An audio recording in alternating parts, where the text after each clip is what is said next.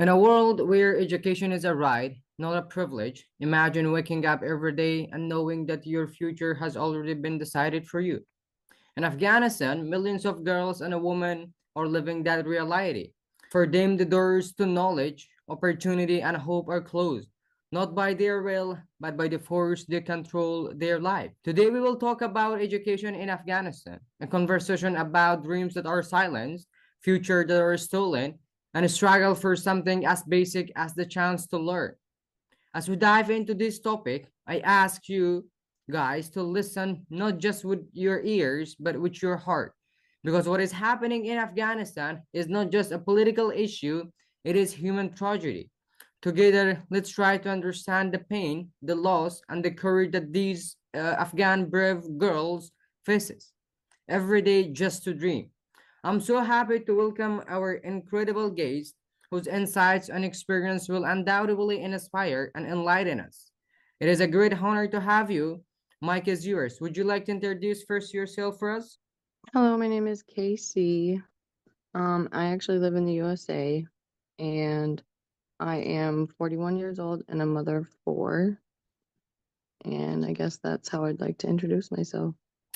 Oh, thank you. Thank you once again for joining us. First thing first, I would like to start that just imagine a young girl in Afghanistan, full of curiosity and dreams, eager to learn, but finding herself at the mercy of a system that doesn't allow her to pursue education. She has hopes of becoming someone, of making a difference. But one by one, the opportunities are taken away from her. The pain of seeing others go to school while she remains at home, while no access to knowledge and education, it must be overwhelming. I would like to know from you, as a mother of children, that what does it feel like to be trapped in a world where something as simple as learning is denied for a girl? I feel like it would be very discouraging. Like it would make me feel down.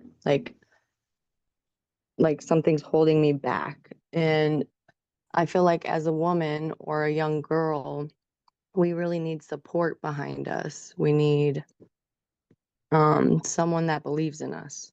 And that that's a powerful thing, I feel like, just to have someone behind you supporting you and believing in you and pushing you.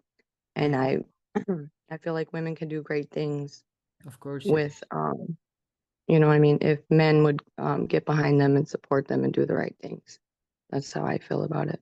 Actually, this is the thing we're doing right now, in Afghanistan. As a brother, we're standing behind him and we are Hmm. raising awareness as much as we can do.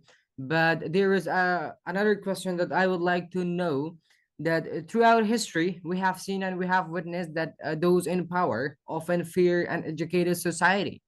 Education gives Hmm. people knowledge, awareness, and the ability to question injustice. When girls are educated, they gain confidence, independence, and the ability to stand up for their rights and to fight for their Right. rights and to fight for their future. Perhaps this is why the authorities and those who are in the position of power in Afghanistan fear girls' education because they know that educated women will demand equality and justice. Would you like to tell us that why do you think education is seen as dangerous by those in control?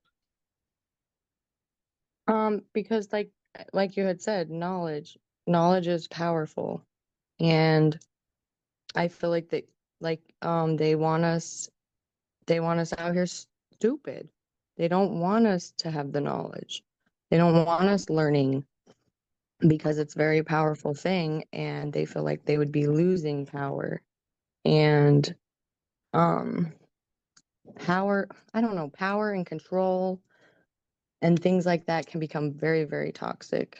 Mm-hmm. Um not just within like the government things, even within a relationship, if a man becomes like controlling over his woman, I believe it leads to abuse because once that woman starts to try and learn things and do things for herself, um I feel like men tend to think that they're losing control and that Mm-hmm. causes anger. Mm-hmm. Yeah. So it's definitely an issue over here Mm. as well. But I can't exactly. there Oh, is go a ahead.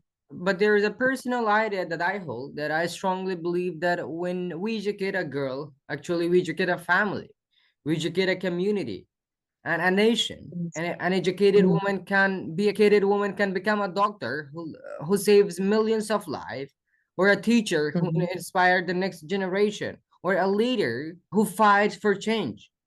For young Afghani students, education is often a path to a better life, but that path is interrupted by the constant violence and political instability that has plagued their country. Would you like to tell us that what happens when millions of girls are forced to stay at home? What are the long consequences, or what are the consequences? there's not gonna be any growth, and, you're keeping them trapped. Their morale is gonna be low.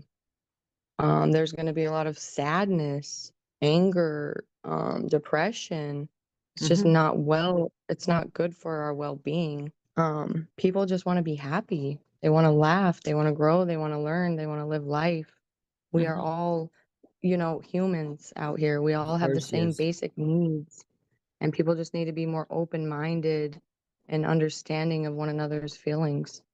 I think that would go a long way for change. Yes, unfortunately, the recent status shows that the suicide rate among the young generation in Afghanistan has raised, Mhm. specifically among the Afghan girls, which is something very painful for me. Very sad. There's also some questions about the international organization like United Nations, that the world has Mhm. always spoken about the importance of human rights, equality, and freedom. Correct. But when Afghan girls are denied education, it has been more than 3 years that we have seen nothing, just silence. We have seen the Yeah. only thing we have seen, it was silence from the United Nations, Western countries, Western people. Mhm. Would you like to tell me that how do you believe that international community should respond to the ban on the girls' education inside Afghanistan? Yeah. I'm kind of back what I was saying about people being more open-minded and understanding of just the human situation all around the world. Everyone can relate. And the Mm-hmm, platform we met on, I'm finding is a very good platform for just that. Going around using the internet for good mm-hmm, instead of all the awful things that are out there on the internet. Hopefully people are waking up and recognizing that it is not good out here for people. mm-hmm. And they just need to do the right thing. Of Stop course, using yes. the internet for bad. Let's turn it around and start doing good things like our friend Amir here. He's doing very great things, and I appreciate him very much for Thank you.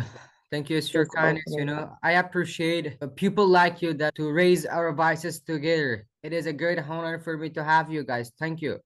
But there are countless parents in Afghanistan who would do anything to provide their children with the opportunity for education. Yet, despite their Mhm, best efforts, they are powerless against the force that they deny their children this basic right. The frustration mhm, must be unbearable as they watch their children yearn to learn but feel helpless in the face of oppression and violence. What is like mhm. for a parent, as you're a parent, as you said before that you have 4 children, Yeah. what is it like for a parent to want the best for their children, but not be able to protect them from the force, Mhm, a society that denies them their future? mhm. Yeah, it feels very frustrating. It makes me angry, and I don't want to feel that at all. Nobody wants to feel angry.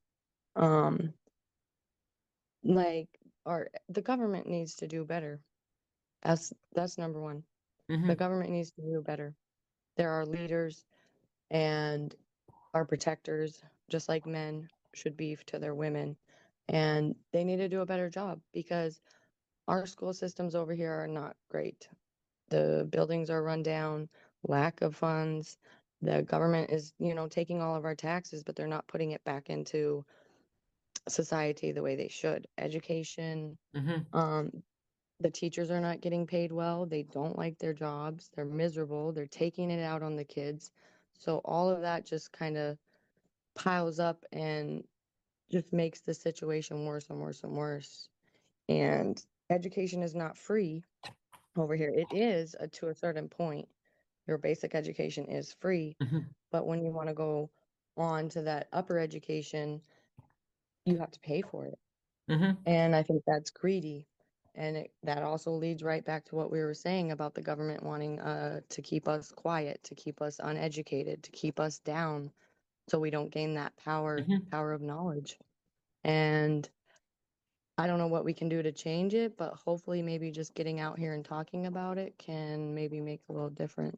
Yes, of course, I strongly believe in power of communication, in power of words, you know. Mm-hmm. This is communication that we can bring change. I'm sure that these things that I'm doing is a small action, but I believe in a small action. These are just small actions which can lead to big, changes, to meaningful changes in a society. But as to the last question, despite all the barriers, many Afghan girls continue to study in secret. They learn at home through online classes or in underground schools. They refuse to give up. This is what I love about them, you know. They Mm-hmm. always refuse to give up. And Mm-hmm. this is the only thing that I love about them.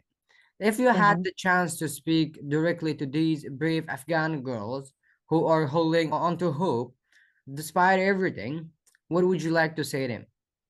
I would like to tell them not to give up, um, not to be discouraged, just to know that people out here do understand, people are listening, and it'll be all right. That's how I feel. I feel like if we all keep doing the right thing and keeping an open mind, loving one another, fighting for one another, that everything's going to be okay. Inshallah. Yes, of course, that if we stay together, stand shoulder to shoulder, raise our voices, keep working Mhm. with each other, I'm sure that we will see some meaningful changes in our country. I agree. I definitely agree. Uh, Thank you for this beautiful discussion, for this beautiful conversation. If anything I have missed, Mike is yours. You can tell our audience. Okay. And yes, I just want to say thank you, Amir. I appreciate you very much and what you're doing. Um, it's been very eye-opening to meet you and speak to you and motivating as well for me to also help people. Maybe start some more conversations on my platform and really try to make a change over here as well because it's very necessary. And Oh, that's all I have to say.